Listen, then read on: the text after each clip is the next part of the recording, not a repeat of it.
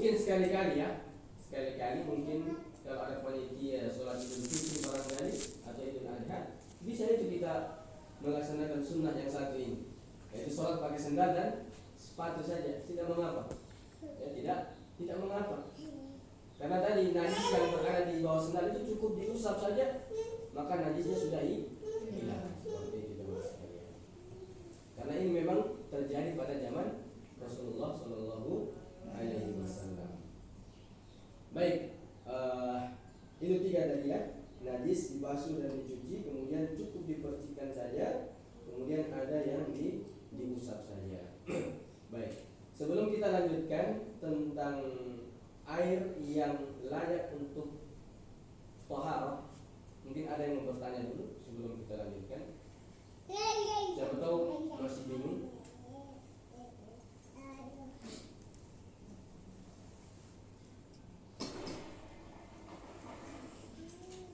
Baik, kalau tidak ada berarti kita lanjutkan. Di kitab ini bagian kedua, yaitu air yang layak untuk taharah atau air yang layak untuk mensucikan, membersihkan. Jadi mensucikan itu, membersihkan itu memerlukan sarana, ya, yang dengannya najis bisa dihilangkan dan hadas dapat terangkat. Apa itu sarananya? Yang pertama adalah air. Air apa? Ya, kalau mungkin kita pernah belajar itu biasanya disebut air yang suci dan mensucikan. Ya. Air yang suci dan mensucikan itu air apa? Air mutlak. Ya, air yang memang asalnya dari penciptaan Allah Subhanahu wa taala. Yang dia turun dari mana? Ya, dari langit dan dari bumi, ya. Dari langit dan dari bumi. Itu air yang belum bercampur dengan zat apapun. Jadi air yang suci dan dapat digunakan untuk bersuci. Air yang turun dari langit dan air yang dari dalam bumi. Ya, seperti apa? Kalau yang dari langit air hujan. Ya, apa lagi? Salju. Air embun. Air salju. Ya. Dari darat ada sumur, ada mata air, ada apa lagi? Air laut, ya.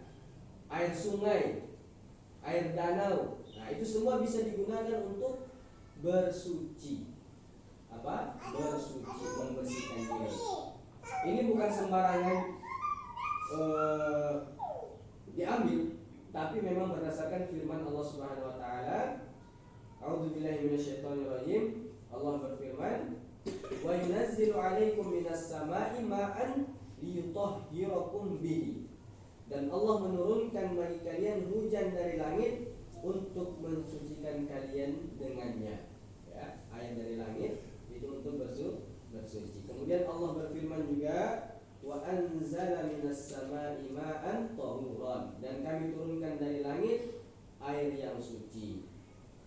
Nah, salju tadi, ya, salju kemudian apa? Air embun tadi. Nabi sallallahu alaihi wasallam bersabda, "Allahumma ksilni min khotoyaya bil ma'i wasalji wal bardi."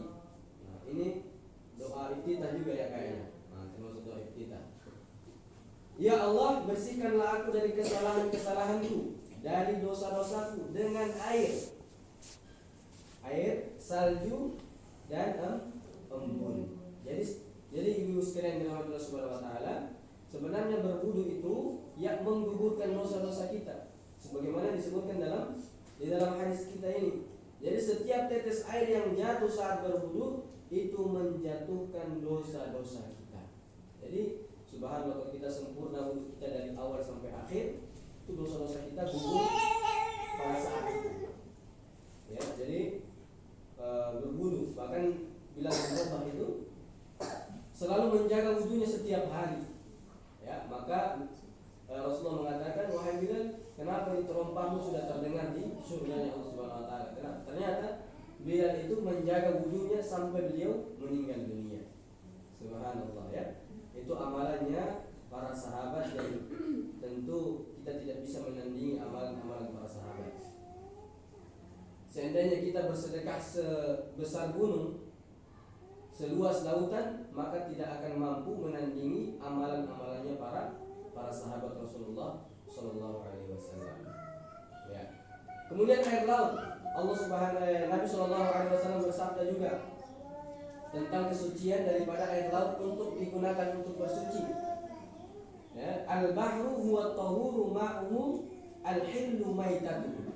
Jadi air laut itu suci airnya dan bangkainya itu halal dimakan.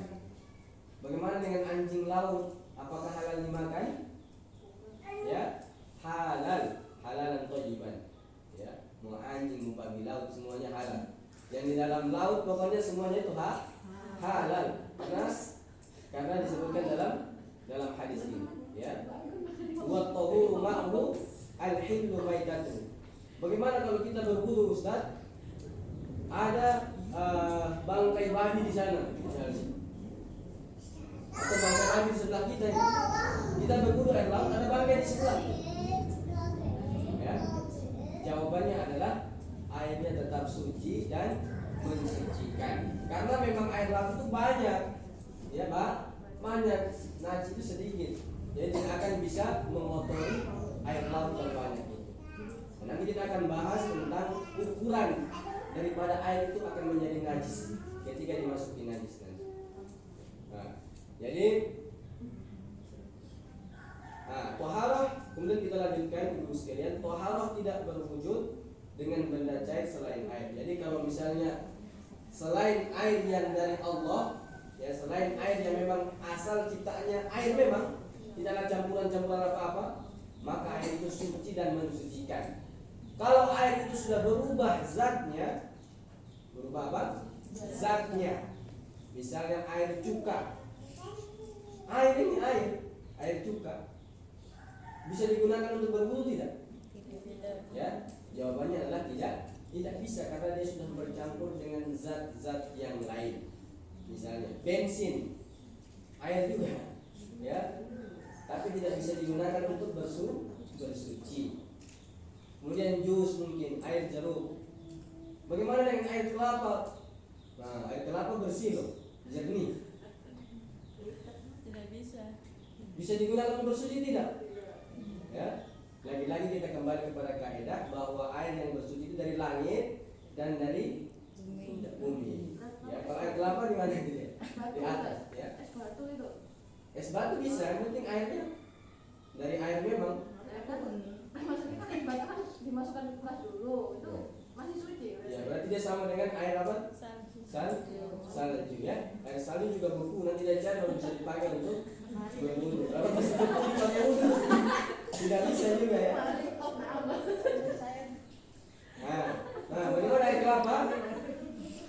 Jadi air kelapa tidak bisa digunakan untuk bersuci karena kalau dalam bahasa Arab itu, ya, tidak ada namanya air kelapa. Ya. Jadi air kelapa itu hanya ada dalam bahasa Indonesia saja. Kalau air kelapa ya kelapa doang, zauzil hindi, ya, atau labnun. Jadi memang air kelapa itu seperti susu, ya, putih. Jadi tidak bisa digunakan untuk bersuci. Kata air kelapa itu hanya ada dalam bahasa Indonesia. Aslinya dia kelapa doang, ya, kelapa saja. Jadi tidak bisa untuk bersuci. Sprite juga tidak bisa, ya. Air Sprite, Coca-Cola, Fanta itu tidak bisa. Nah, bagaimana kalau digunakan untuk membersihkan najis? Bisa tidak? Hah? Nah, ini ada perbedaan, ya, perbedaan di pendapat para ulama. Ada mengatakan bisa, ada mengatakan tidak bisa. Nanti ada pembahasan sendiri. Baik, ibu sekalian dirahmati Allah Subhanahu wa taala, seandainya saat itu tidak ada air, ya, untuk thaharah terwujud dengan cairan selain airnya. Nah, misalnya nih, di pantai misalnya, di Lasiana, air Lasiana bisa ada laut, ya. Pokoknya kita lagi di hutan lah. Kemudian kita lagi camping, tidak ada air, tapi ada air kelapa. Kita mau tayamum atau wudu pakai air kelapa? Tayamum ya. Hah?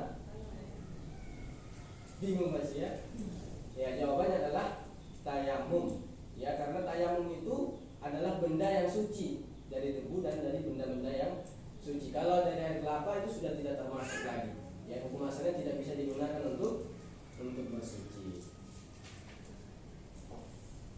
Ya, jadi gunakan tanah atau debu untuk bersuci. Ya, baik ibu sekalian, dirahmati Allah Subhanahu wa taala.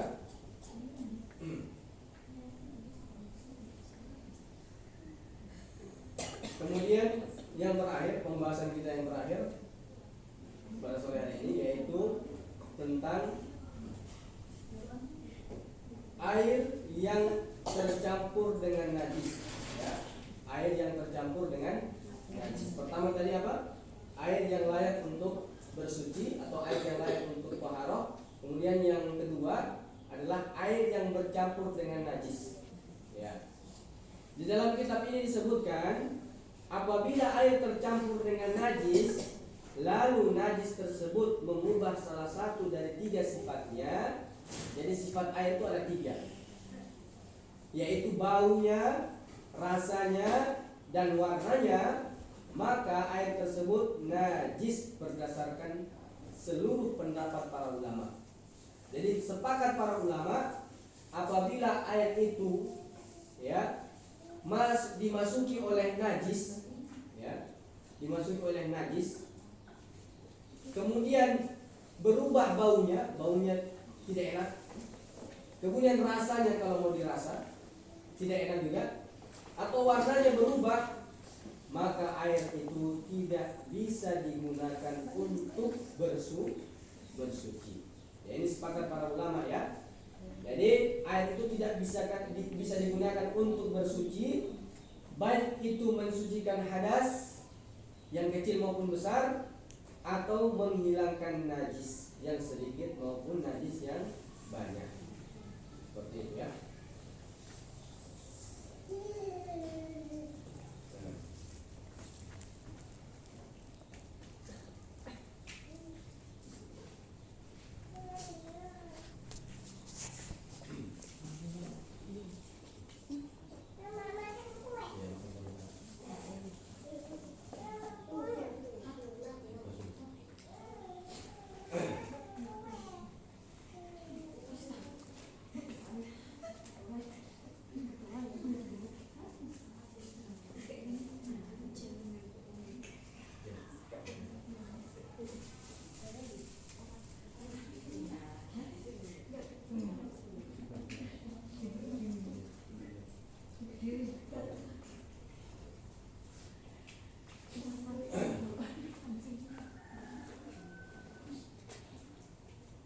Baik, kita lanjutkan. Sekali lagi, nah, ini asalnya air ini banyak misalnya. Air ini asalnya banyak. Kemudian air ini dimasuki oleh najis. Kemudian air tersebut berubah baunya, berubah rasanya, dan berubah warnanya, maka air tersebut jelas bahwa tidak bisa digunakan untuk bersuci. Nah, di sini kemudian adapun apabila air tercampur najis dan ini air banyak sekali, 1 bak besar 5.000 liter. Kemudian dimasuki najis, sesuatu yang najis.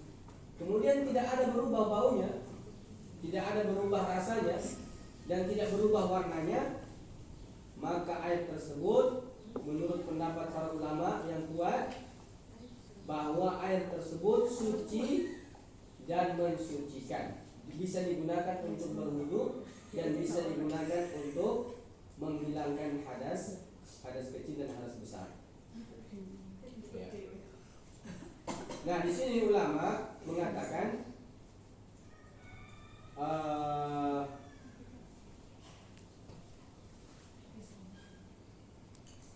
tadi kan air banyak ya, ada air banyak. Tetapi jika airnya sedikit, air tersebut najis dan tidak bisa digunakan untuk bersuci. Ya, jadi kalau misalnya airnya itu sedikit, terus dimasuki najis, maka air tersebut berubah bau, rasa dan warnanya, maka jelas otomatis air tersebut tidak bisa digunakan untuk bersuci dan mensucikan.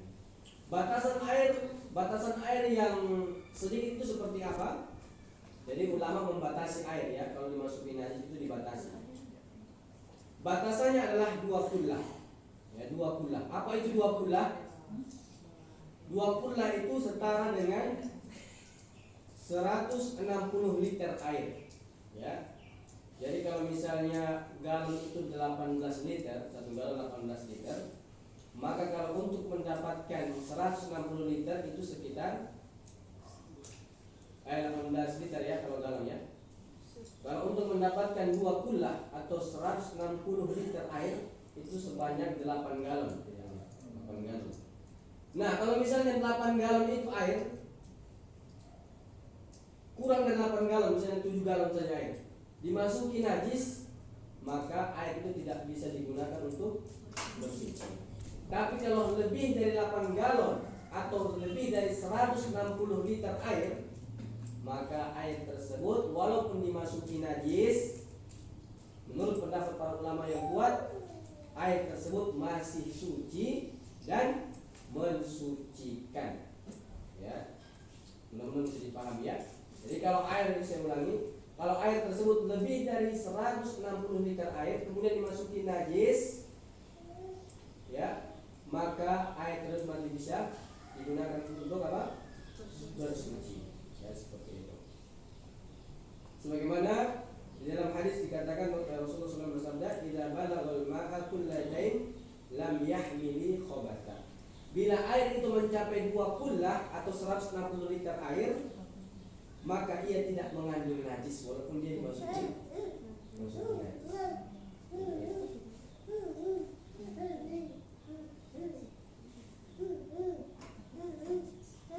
Baik, ibu sekalian yang dirahmati Allah Subhanahu wa taala. Saya kira ini pembahasan kita pada sore hari ini. Yang pertama tadi adalah air yang layak untuk thaharah, yaitu air yang suci dan mensucikan seperti air laut, air sungai, air hujan, air embun, air salju, air sumur, mata air. Kemudian air pembahasan selanjutnya itu air yang tercampur dengan najis. Itu yang pertama. Kalau air tersebut bau, rasa dan warnanya berubah, maka air tersebut tidak bisa digunakan untuk bersuci. Ya. Kemudian kalau misalnya ada kolam, ya, ada kolam. Kemudian air tersebut dijatuhi oleh daun-daun misalnya, daun-daun banyak ya, kalau misalnya di kolam ada daun-daun yang jatuh ke dalam kolam banyak. Apakah air tersebut bisa digunakan untuk bersuci atau tidak? Bisa. Ya. Kembali lagi kepada kaidah. Kalau misalnya air tersebut tidak membuat berubah bau airnya, kemudian rasanya tidak berubah air tersebut, warnanya juga tetap air, maka air tersebut bisa digunakan untuk bersuci dan mensucikan. Kalau air misalnya satu kolam atau satu bak kamar mandi, yang satu bak kamar mandi itu berapa? Ya, kita kembali lagi ya, 160 liter air itu tadi. Dimasuki air sabun, kemudian berubah warna, rasa dan bau air tersebut. Apakah masih bisa digunakan untuk bersuci? Jawabannya adalah tidak, karena sudah berubah bau, warna dan rasanya, maka jelas tidak bisa digunakan untuk bersuci. Baik, saya kira ini dulu pembahasan kita pada sore hari ini. Mudah-mudahan bermanfaat. Kemudian saya serahkan kembali ke moderator. Terima kasih Ustadz. Kira-kira Ibu apa masih ada yang ditanyakan? Sudah? Ada. Kalau mencuci baju itu kan ada dikasih sabun itu gimana maksudnya? Caranya harus di ada bajunya lagi dikasih cara mencuci baju yang ini Pak. Kan kalau Di mesin cuci. di pesantren kan gini, jadi harus dimasukkan ke air dulu, air bersih baju-bajunya itu, baru nanti setelah itu Baru pakai deterjen. basah itu semua, baru kita pindah ke bak lain, kita kasih Deterjen. apa begitu sudah benar atau gimana Ustaz? Atau langsung Langsung cuci langsung kasih masuk deterjen gitu. biasanya kan kalau saya kan Ya, di mesin cuci kasih kasih baju langsung. baju kita gitu. Maunya bajunya boleh dipakai atau tidak begitu? Atau Bukan Baju kita sehari-hari. baju kan ini kan nanti ada najis atau kita nggak tahu Oh, ya. iya. Nah itu cara membersihkannya gimana? Jadi baju yang benar itu gimana sebenarnya Ya, supaya najis jadi- itu hilang. baik. Intinya najis kalau kena baju, kalau misalnya kita tahu itu ada najis misalnya, kita lihat baju itu ada baunya, ya. Ya ada kena tai ayam ini. Ada baunya. Ada rasanya, ya.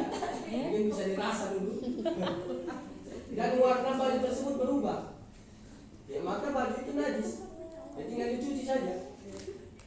Bahkan cukup dipercikan air yang banyak, kemudian hilang bau, rasa dan warnanya, maka baju tersebut menjadi bersih dan suci, boleh dipakai untuk sholat. Maksudnya itu berarti kita harus pakai air dulu atau langsung deterjen begitu Ustaz? Mana-mana saja. Mungkin Mana-mana saja. Yang penting dari tiga tadi. Yang paling penting 3 pokok kaidah itu. Hilang baunya, rasa, warna. Oh gitu. Jadi pakai deterjen nggak apa-apa ya Ustaz ya? Iya, enggak masalah.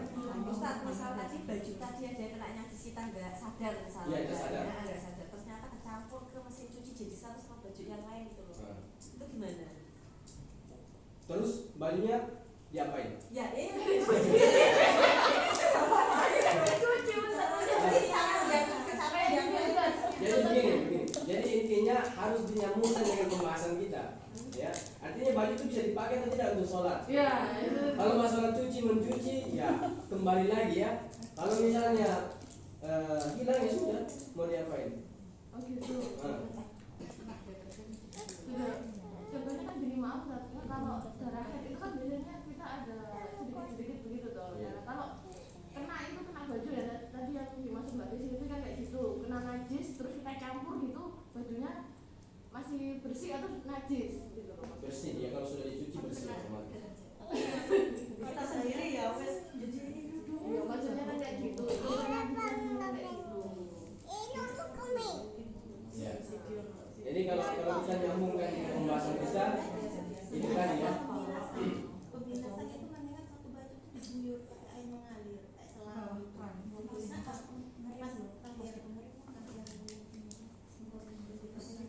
Ya, sebenarnya. tadi salah satu membersihkan najis itu dengan cara dibersihkan, dibasuh dan dicuci. Ya. Tadi kencing. Itu misal di kamar mandi tidak ada airnya, tapi hanya menyiapkan tisu. Tisu ya. Iya. Nah, Oh, iya, iya. pakai tisu ya, pakai tisu. Kita mau cari kamar mandi air kan mereka nggak bisa Ya, lagi-lagi kita tahu bahwa alat bersuci itu bukan cuma alat saja ya. Tapi kebiasaan orang Indonesia kalau belum pakai air berarti belum suci. Kayak kita harus makan berat, harus makan nasi. Kalau tidak makan nasi berarti belum kenyang atau belum makan. Nah, kayak tisu tadi, tisu itu juga termasuk alat mensucikan, membersihkan.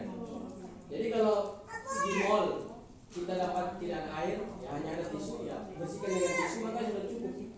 Ya, sudah cukup untuk bersuci. Tapi ada yang mengatakan kalau pulang ada air, ya lanjut di sana, lanjut di rumah untuk membersihkan. Jadi alat bersuci selain air itu benda padat, ya yang suci. Kayu bisa, batu bisa, tadi apa lagi? Tisu bisa, daun bisa, seperti itu. Ustaz, ini kan tadi nanti ada 3, nanti dibasuh dan dicuci, nanti dipercik dan diusap. Nah kalau air liur anjing itu termasuk kita bersihkan pakai apa Ustaz? Air liur anjing ya. Ya, Air liur anjing mungkin kita sudah tahu semua ya. yang memukul itu kan termasuk Ya najis, termasuk najis yang berat. Ya. Itu dalam pembahasan mazhab Syafi'i dikatakan bahwa dengan cara apa? Disiram, pakai ini kan? disiram pakai air 7 kali dan salah satunya dengan tanah. Ya seperti itu. Kalau dalam buku ini saya belum dapat, mungkin ada dalam pembahasan yang lain. Nah, ya maksudnya di ada begitu Ustaz. Ya belum ada. Insya Allah masuk nanti kita akan membahas tentang najis yang besar itu seperti apa cara mensucikannya. Baik. Ada yang lain? Ya, kalau berwudu di dalam kamar mandi Pak Ustadz yang ada toiletnya itu gimana Pak Ustadz? Nah, ini juga sama ya, perbedaan pendapat para ulama. Ada yang mengatakan boleh, ada yang mengatakan tidak boleh. Kami sendiri lebih condong kepada boleh. Kenapa? Kami sendiri ya, ada pun ibu yang punya dasar. Kalau mazhab Syafi'i tidak boleh. Ya, harus tempat yang suci memang. Ya, kenapa kami condong kepada boleh? Karena berwudu itu sama saja dengan mandi janabah. Ya, karena tadi berwudu itu menghilangkan najis kecil, kemudian mandi besar itu hadas besar dengan cara mandi janabah. Jadi kiasnya ya kita sudah lihat kemarin. Kiasnya itu bahwa berwudu di kamar mandi itu sama dengan mandi janabah, yaitu mensucikan hadas besar tadi mandi janabah, dan mandi berwudu itu bisa menghilangkan hadas kecil. Itu kiasnya seperti itu. Ya. Tidak ada yang mau ditanyakan lagi?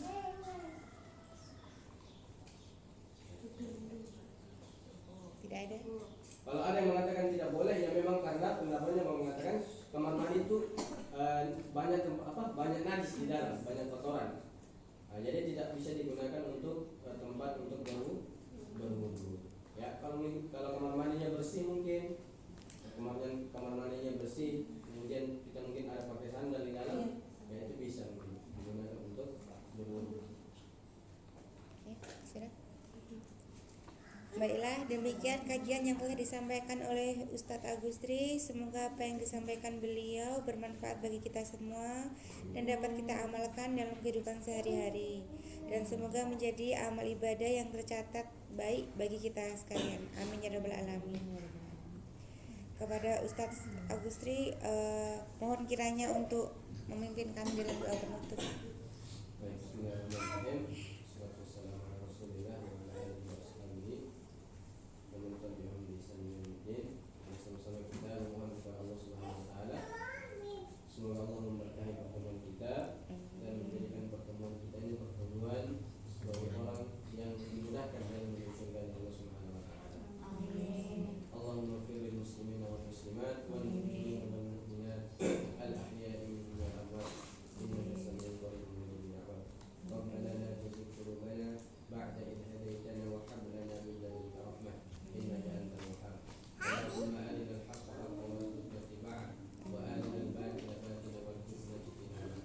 Rabbana la tuzigh qulubana ba'da idh hadaytana wa hab lana min ladunka rahmah innaka antal wahhab.